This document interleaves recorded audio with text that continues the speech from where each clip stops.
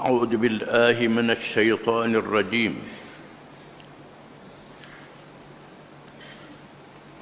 Berapa? 153. Ya. Baca 151. Kama arsalna fiikum rasulan minkum yatlu alaikum ayatina wa yuzakkikum wa yu'allimukumul kitaba wal hikmah wa yu'allimukum ma lam takunu ta'lamun fadhkuruni adhkurkum washkuruni wa la takfurun.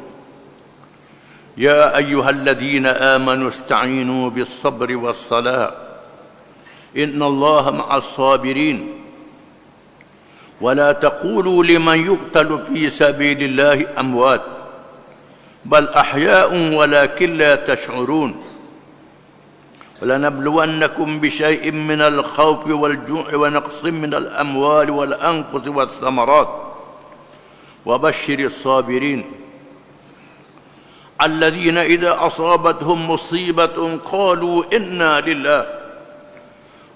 إنا لله وإنا إليه راجعون أولئك عليهم صلوات من ربهم ورحمة وأولئك هم المهتدون.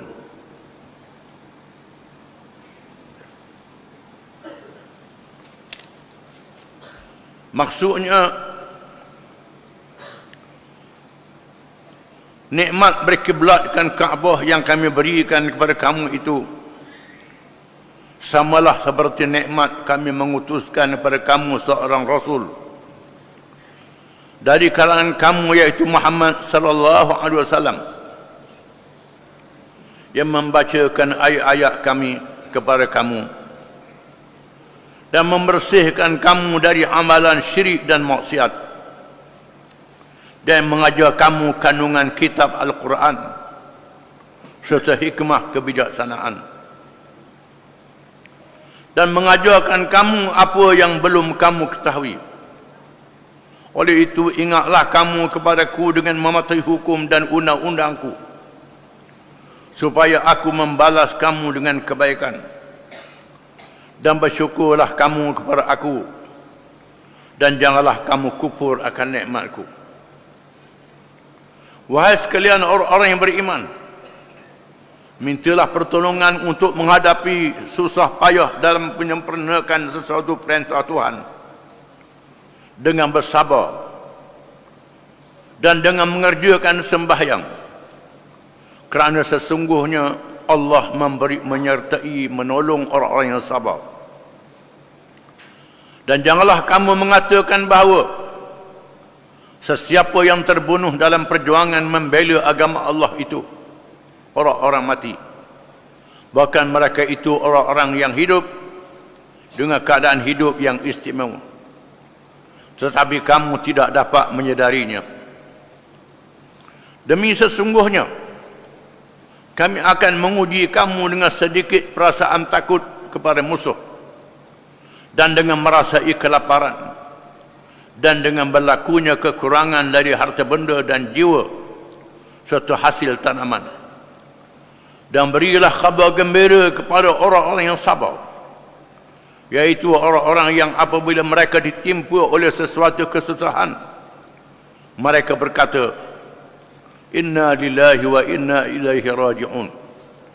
Sesungguhnya kami adalah kepunyaan Allah, dan kepada Allah jugalah kami kembali.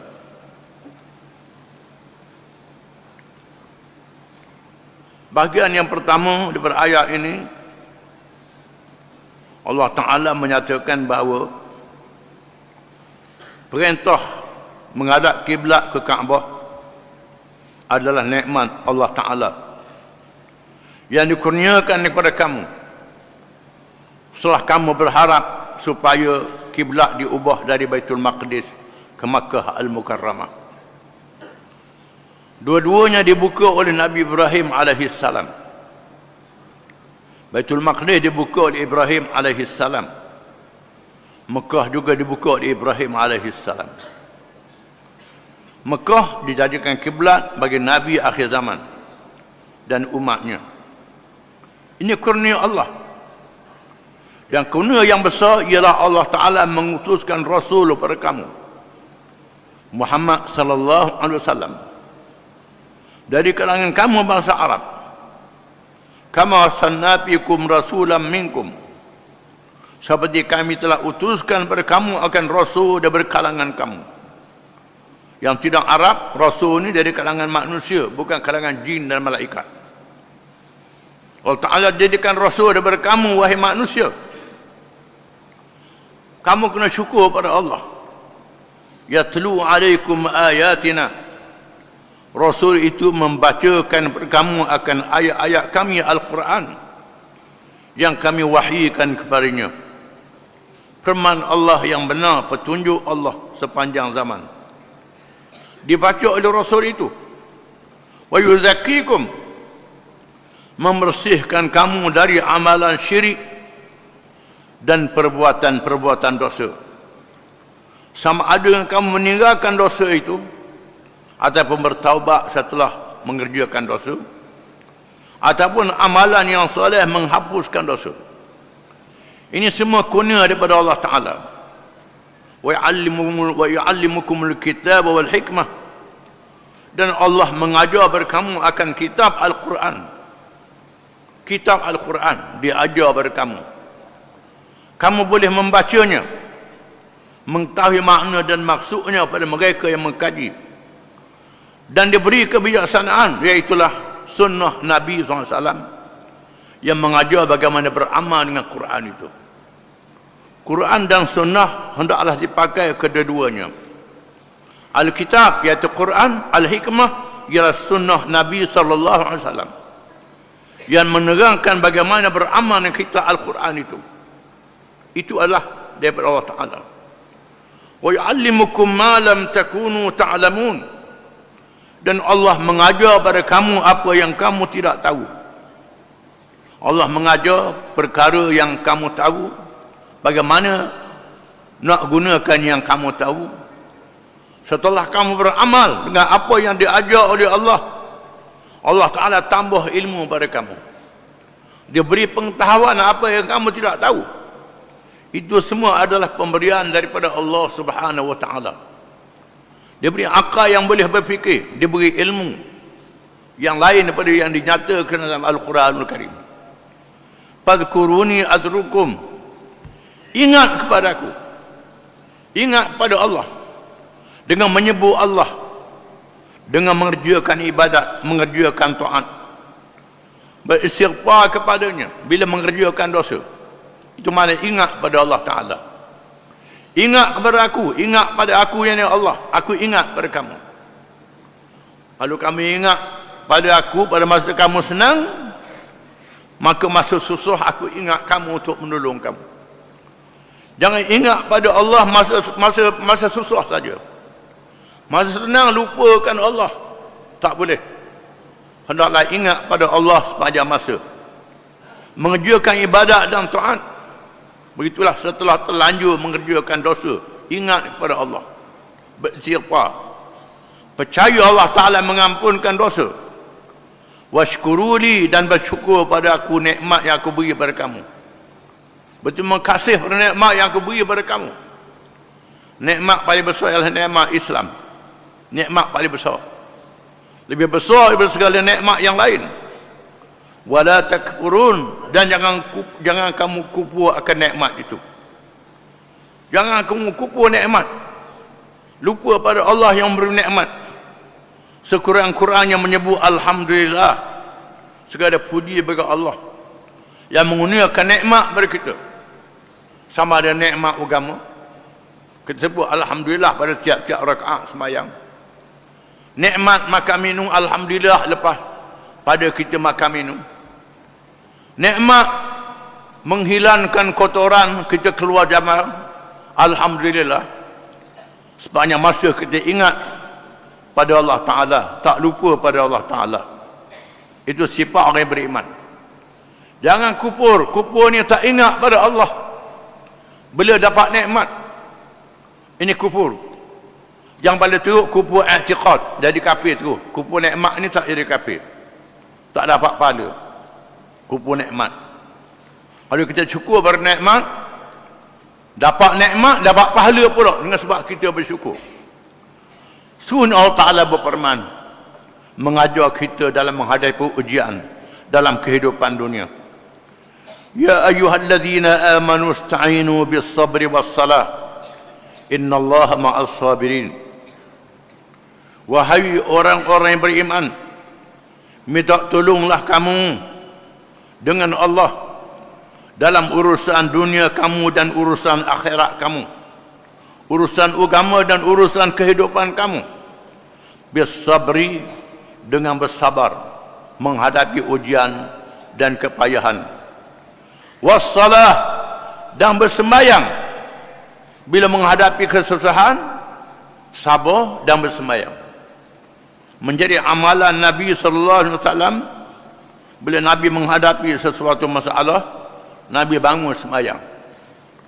Bukan saja sembahyang fardu, termasuk sembahyang sunat, sunat hajat, sunat istiqa, macam-macam sembahyang sunat.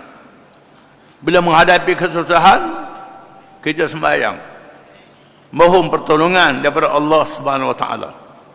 Ingat pada Allah, dan kita sabar menghadapi ujian itu. Setengah ulama menafikan sabar itu dengan puasa. Puasa dan sembahyang. Puasa melahirkan sifat sabar dan mendirikan sembahyang. Ataupun sabar dalam keadaan tidak berpuasa. Innallaha ma'as sabirin.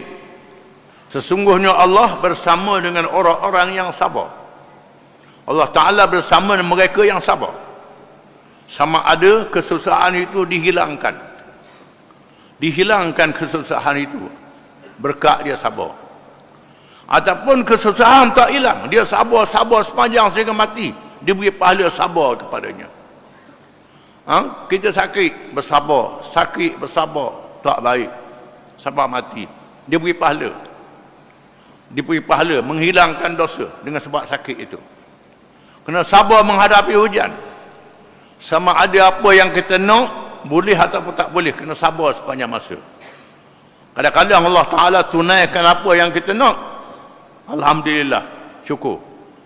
Kadang-kadang Allah Ta'ala tak tunaikan, kita bersabar, dia beri pahala sabar. Di mana orang yang beriman sentiasa dalam keadaan pahala. Kalau senang bersyukur, kalau susah bersabar.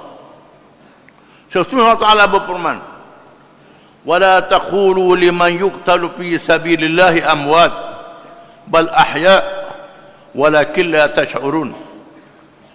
Jangan kamu kata kepada siapa yang mati dibunuh dalam perjuangan menegakkan agama Allah itu mati. Allah Ta'ala menunjukkan sabar yang paling tinggi, sabar berjuang menegakkan agama Allah sehingga mati. Allah Ta'ala menyebut kelebihan mereka yang mati syahid, yang mati kerana menegakkan agama Allah. Sama ada mati di medan perang atau mati dalam penjara, mati dihukum mati oleh mereka yang zalim. Mereka yang zalim membunuh mereka yang menasihatinya. Ini berlaku dalam banyak negara. Mereka yang mati kerana menegakkan agama, mati pada jalan Allah. Mereka yang mati berjalan Allah ni, jangan kamu kata mereka itu mati. Bal ahya, bahkan mereka itu hidup di alam barzakh. Sebaik saja nyawa mereka dicabut, Allah Ta'ala masukkan nyawa mereka dalam burung-burung syurga, terbang dalam syurga. Mereka hidup di alam barzakh, walakin la tash'urun, tetapi kamu tidak menyedarinya. Kamu nampak saja mereka itu mati, sebenarnya mereka itu tidak mati. Mereka yang mati syahid itu hidup, bahkan mereka nak balik ke dunia, nak beritahu pada saudara-saudara mereka yang hidup ini nikmat yang mereka dapati. Allah Ta'ala tak izinkan untuk beritahu pada mereka yang hidup, untuk menguji mereka yang hidup ini. Allah Ta'ala sebut dalam Quran saja bahawa mereka yang mati syahid itu hidup di alam barzakh, dan mereka nak beritahu pada saudara-saudara mereka yang hidup di alam dunia. Allah Ta'ala tak izin. Cukup dengan kita percaya melalui firman Allah Ta'ala. Sesungguhnya Allah Ta'ala menyebut kelebihan pada mereka yang beriman, yang tak ada pada mereka yang kafir. lanabluwannakum bisyai'im minal khawf, dan demi sesungguhnya kami akan uji kamu, kami akan coba kamu dalam kehidupan dunia ini, bisyai'im minal khawf, dengan sesuatu daripada rasa takut. Rasa takut pada musuh, musuh agama, musuh keluarga kita, musuh harta kita, musuh menghadapi binatang buas, macam banyak musuh. Allah Ta'ala uji kamu dalam kehidupan dunia ini dengan rasa takut. Walju' diuji dengan kelaparan. Kelaparan diuji lapar. Sekurang-kurangnya bini kita banyak masuk, lambat masuk, rasa lapar. Itu ujian. Terutamanya negeri dalam keadaan kemarau, berlaku bencana menyebabkan kelaparan, berlaku makanan tak cukup. Allah Ta'ala uji kamu. Wa naqsim minal amwal, dan kekurangan harta benda. Mereka yang berniaga rugi, yang bertanam tak jadi, Allah Ta'ala jadikan begitu. Ke laut tak boleh ikan. Wa naqsim minal amwal, kekurangan harta. Ada hartanya tipu dia orang, ada hartanya dirompak oleh orang. Ini ujian daripada Allah Ta'ala. Harta jadi kurang. Wal anfus, dan nyawa-nyawa binatang yang kita pelihara mati, ataupun anak beranak kita mati, orang yang kita kasih meninggal dunia. Wasamarat, dan kekurangan buah-buahan. Buah-buahan yang kita tanam tak jadi, dimakan oleh binatang, dicuri oleh orang, menyebabkan kurangan buah-buahan yang kita tanam. Itu ujian daripada Allah Ta'ala. Allah Ta'ala uji diri kita, uji keluarga kita, dan uji harta kita, dengan ketakutan, dengan kelaparan, dengan kekurangan, dengan kematian. Wa basyiris sabirin, dan berilah berita gembira kepada orang-orang yang sabar. Mereka yang sabar menghadapi ujian-ujian itu semua, Tuhan kata beri berita gembira kepada mereka. Wahai Muhammad SAW, beri berita gembira kepada mereka, berita pahala kelebihan, hilang dosa yang diberi oleh Allah bila mereka bersabar. Alladzina idza asabatuhum musibah, orang yang sabar itu, orang yang sabar ni tafsirul Quran bil Quran, Quran menafsirkan Quran. Di antara sifat orang yang sabar itu, alladzina idza asabatuhum musibah qalu, bila mereka ditimpa musibah, ditimpa bala bencana, mereka berkata, inna lillahi wa inna ilaihi raji'un, sesungguhnya kita milik bagi Allah dan kita kembali kepada Allah. Sama ada kematian, sama ada kecurian, rompakan, kekurangan harta benda dan seumpamanya, bila menghadapi ujian ini kita kata inna lillahi wa inna ilaihi raji'un. Orang Melayu bila mati je baca ayat ni, bila mati je inna lillahi wa inna ilaihi raji'un. Hal lain tak.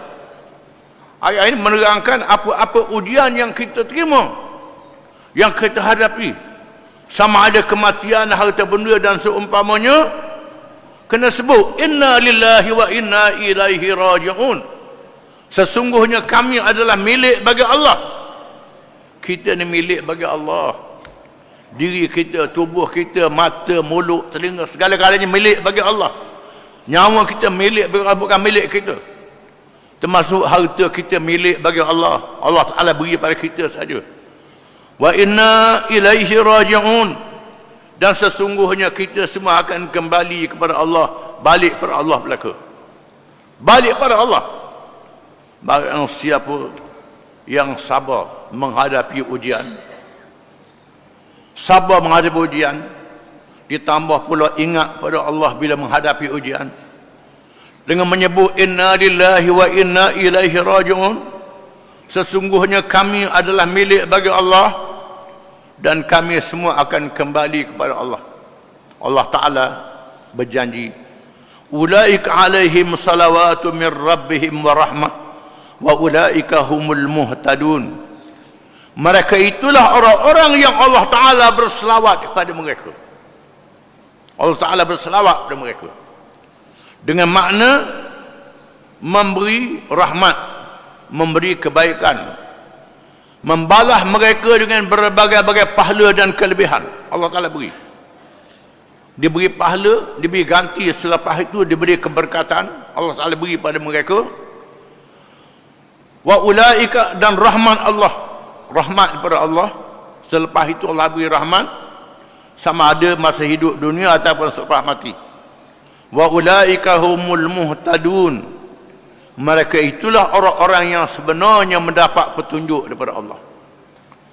Hanya mereka yang beri hidayah, yang Allah Ta'ala petunjuk saja, yang bila menghadapi ujian, menghadapi cobaan, Allah Ta'ala beri rahmat pada mereka, beri kurnia pada mereka. Disebut dalam hadis-hadis yang banyak, di antaranya Nabi sebut, idza mata waladul abdi qala Allah Ta'ala li malaikatihi qadabtum walada abdi fayaquluna na'am fayaqulu qabadtum samarata fuadi fayaquluna na'am fayaqulu famadha qala abdi fayaqulu hamidaka wastarja fayaqulu Allah Ta'ala ibnu li abdi baitan fil jannah wasamuhu baital hamdi.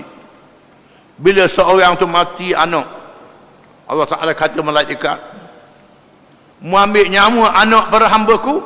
Malaikat kata ya. Kamu ambil buah hati dia? Malaikat kata ya. Lalu Tuhan tanya malaikat, hamba-Ku kata apa? Hamba-Ku kata apa bila anak dia mati? Malaikat kata mereka memuji, mereka menyebut inna lillahi wa inna ilaihi raji'un. Lalu Tuhan kata, ibnau li abdi baitan fil jannah, binakan untuk hamba-Ku rumah dalam syurga. Dengan sebab itu, wasammuhu baital hamdi, dan namakan rumah itu baital hamdi, rumah kepujian. Dibina rumah dalam syurga pada mereka yang sabar menghadapi ujian kematian dan menyebut inna lillahi wa inna ilaihi raji'un.